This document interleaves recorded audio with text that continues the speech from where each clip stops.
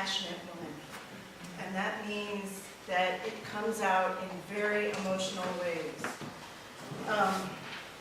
Lael's call to participate in Rebel Yell followed the night I had a wailing tantrum.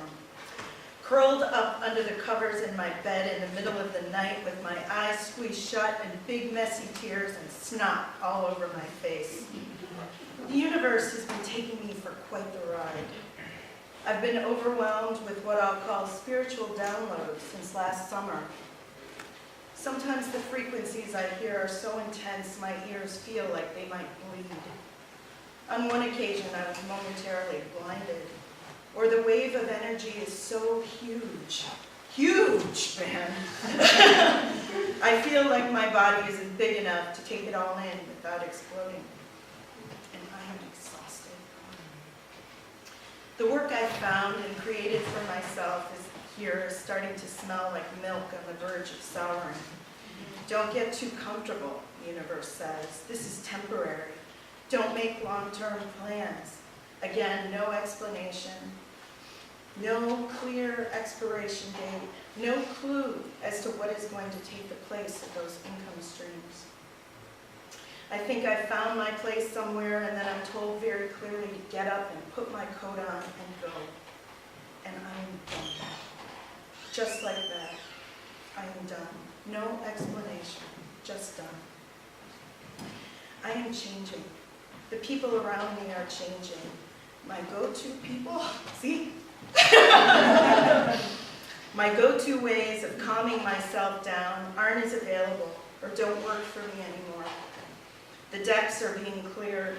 My world is falling away quicker than the new world is arriving. After some good advice from my meditation teachers, I've set limits on the downloading. And I've asked that my guides decide what they want to tell me and appoint the one among them best to deliver the message in the best way possible. The only time they can all speak at once is when they are all saying the same thing. On this night of my wailing, eyes squeezed shut, tight tantrum, blue fairy lights danced behind my eyes. I felt tickles on my shoulders and scalp. There were even more fairy lights when I opened my eyes, and my room was filled with the heads and shoulders of the many that populate my world of spirit. They all shouted over and over again, "You're not alone. We love you." But that's not enough for me. It's time for the universe to deliver. I want more. Need to shimmy. All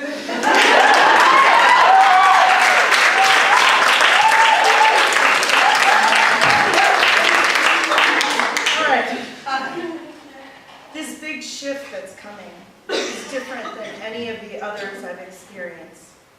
Reference this as midlife crisis number 250. It's not being triggered by being abandoned or by leaving a toxic or dangerous situation, and I am not going to be asked to move across the country this time. I'm shifting into a new way of being, a new being. I can tell my armies to go home. The samurai to my right can return to his garden. The Asian version of Yoda to my left can return to his library. I asked for this, better or worse. But I lived a good life. I understand Miss Josephina. I know how she moves through the world. I'm not ready to let this Josephina go. I'm fighting it, even though this life I've built suddenly isn't big enough. I want more. And to have more, I'm birthing a bigger, brighter, bolder Josephina. And she wants to be birthed from here. My heart feels too full. I fluctuate between snarling and weeping. I'm in the middle of the mess, vacillating between get her out to no, not yet. It's a fucking roller coaster ride, and I am exhausted. I've seen this new Josephina in my meditations. She's the pixie version of me, but there's nothing tiny about her. She's fierce and steady-eyed. She has white wings so great that she can only touch the earth when she's standing on a ledge where her folded wings can drape. Otherwise, she floats above the ground without even lifting her wings. A spider sits on her left shoulder, and a cobra winds across her body, its head at her right shoulder. Super shiny spider snake winged woman. Her birth will rip me wide open. I may look the same afterwards, but I will be altered, more myself than I've ever dared to be. It's a couple of weeks later now. Things are calmer in my world. I am calmer. I am practicing better self-care. The frequencies are more like singing again. So what was that tantrum about? I'm getting there. There's a tall man who stands behind me. His name is Green. He pours love down on me like rain. Oh, here we go. Oh, I snort too. From drizzle to downpour, depending on what I require. He has been the one to intervene when I have teetered on the brink of insanity, murder, suicide. And he loves laughter. He feeds me the punchlines before the teller gets there, so I'm busting out way ahead of time. He loves me completely, no judgment, while still holding me to a high standard. He loves me with the kind of love I have only touched upon in this human life. But you see, I'm here.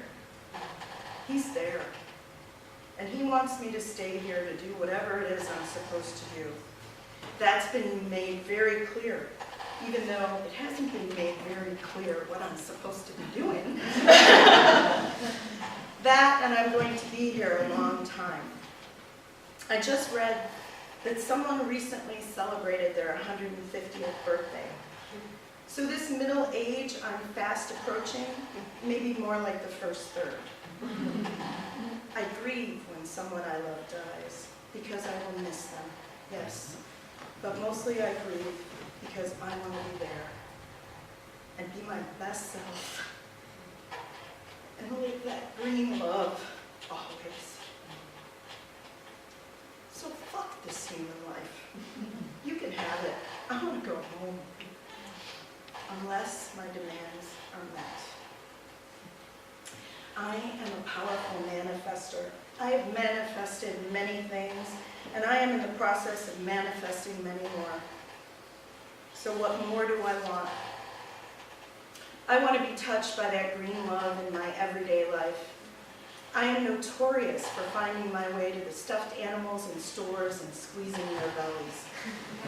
I want belly-to-belly love. I want that world of green love to overlap this world so that moving between worlds is like walking from one room to another. I want peace on earth. And I'm not just saying that to win the SheSpeaks pageant. I want earth to be the standard for kindness in the universe. Imagine a world where no one slips through the cracks. I want to see that earth from space with these eyes. Tall orders meet with tall orders. I laugh big, I love big, and now it's time to live big. Remember super shimmy spider snake winged woman? That spider on her shoulder assists in weaving her worlds and talents together in new and more creative ways. That cobra reminds her that she will have to shimmy out of her skin every time she outgrows it. Those wings are there to hold her aloft if the ground falls out from under her feet too quickly. She's got it covered, and she wants out. It's a couple of days later, just a few short days from Rebel Yell. There's a story I've wanted to write about a woman who steps outside of her normal routine one day and notices something in nature that tickles her so much, she laughs the most beautiful laugh ever laughed. A laugh that lifts her right off the ground. This laughter is contagious, goes viral, and changes the world in the most interesting of ways. I have a great laugh. If I could figure out a way to bottle it and sell it, I would make a fortune. I've just come from a weekend of meditation workshops. In the last workshop, we did chakra toning. You sing a different vowel sound for each of the 7 chakras. I'd never done toning before. 7 times for the root, 7 times for the sacral, 7 times for the solar plexus, 7 times for the heart. Only I lost count and started to tone an 8th all by myself before I cut it off with an oops. And I started to laugh, and I couldn't stop. And the laughter mixed with crying, but I couldn't stop. I'm hiding under my hair telling myself, you're 46 years old, pull yourself together! Then it would seize me again. I'm hiding under my hair telling myself, oh my God, what if you do this at SheSpeaks? And it would seize me again. The other women managed to make it through the rest of the meditation after pausing to get the laughter out of their systems. But I was possessed. As soon as I thought I was done, I'd seize up again. When we stood up to move, I had to sit back down because I felt like I was winging toward the left. Afterwards, everyone there gave me a hug, no judgment. If I'd come here today and laughed for 13 minutes, it would have been fucking brilliant.